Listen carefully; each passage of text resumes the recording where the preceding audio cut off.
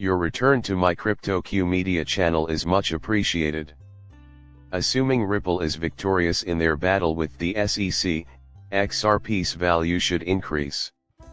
You know, it's arguable whether or not it has already concluded. 1 XRP holders from Ripple were the winners. That is the reasoning for the asset's listing on the market. Some threats will disappear until this is all over, which is probably going to be a long time.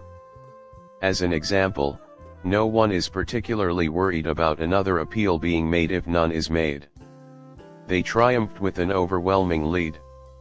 Nobody knows what the SEC will do, but it will never happen. Of course, there's some risk involved. Envision yourself selecting an awful judge, similar to the one in the library case, who would mindlessly grant the SEC's requests and appeals, sending us stumbling towards the highest court in the land. For very some time, the danger may grow. I seriously doubt it matters.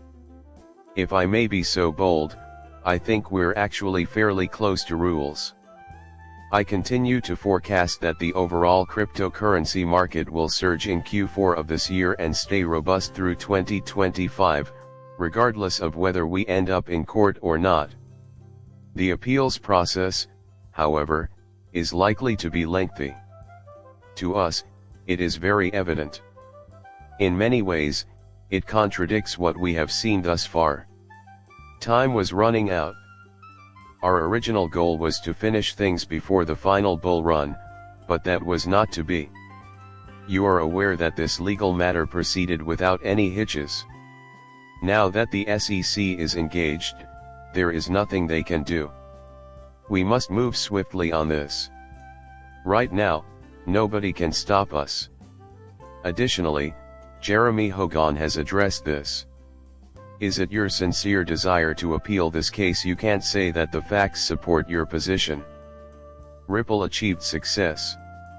Will this time be better if you have to appeal? Maybe if you're relying on an awful judge, otherwise, you might step up your power game with this. Also, regulations are coming soon. This is beyond me. Give me the rundown on your purpose here.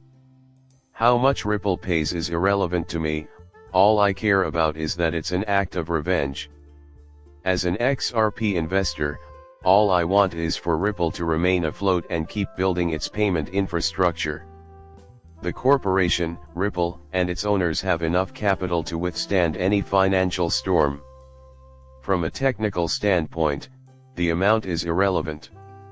Judge Torres's reasoning for this decision is the one thing that stands out to me the most.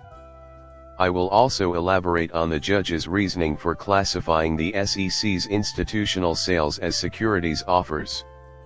That needs to be documented. In theory, there shouldn't be any penalty for transactions that didn't happen in the US, as a large chunk of those took place outside of the country. Registration is not required to operate in a foreign market. That is right, according to us. What if, for example, they get their hands on those international deals and repatriate them to the US? That could lead to problems. We currently believe that international transactions should use Ripple or stable currency, and XRP should be used where appropriate, until restrictions are in place. But if the judge rules that these deals should be done in this country and returns them to US jurisdiction in any manner, this whole scheme could fall apart. We need to set regulations because I don't think she could pull it off. Until then, it could cause some complications. I am really interested in that area. In addition, I anticipate a substantial punishment of between $100 and $200 million, which is obviously not going to be equivalent to $680 million in sales when added to the penalty. What it will be, I am completely unsure of.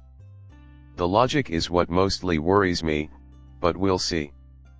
As she explains her reasoning and evaluates these fines, she should ideally state something like, well, you know, 400 to 500 million occurred overseas, so it's not in this jurisdiction and it's not applicable.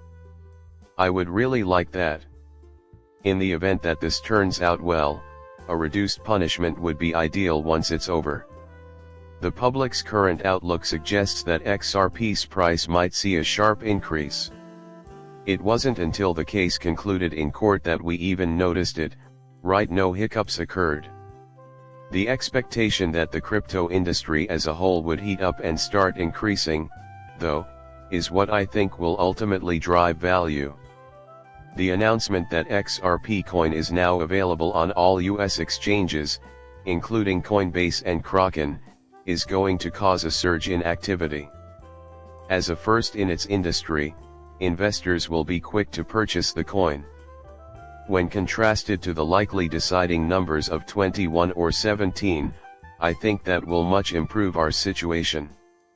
Things will likely cool down after that, and then we may anticipate crypto legislation, which should give a framework. Get on it, because I highly doubt that 250 tokens will be allowed to trade on Coinbase in the US market simultaneously, especially at the beginning. It is possible that the US market might be shrunk to 20,000, 30,000, or 50,000 coins, or something similar. Having fewer options increases the likelihood that funds will go to the top efforts that make the initial cut, so I think you can expect to see a lot of growth after that. Please inform me how long it will take. I would say that they are making headway.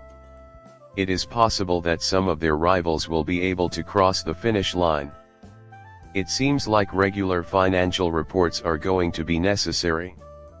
Due to the high costs of addressing these needs and expectations, a large amount of cash is being invested in this asset class, which could lead to a severe contraction of the US crypto market. If all of the requirements have been met, what does it mean for the crypto assets that can join this newly established, fully regulated US market? The subject at hand will be exchange-traded funds ETFs, and rest assured, it will not pertain to your currency base or Krakens. Brace yourself for some wild speculation. A whole new world will open up when you can invest in cryptocurrency using your existing accounts at Charles Schwab or Fidelity, or any other method you like. If you're new to my channel and have just subscribed, I appreciate it.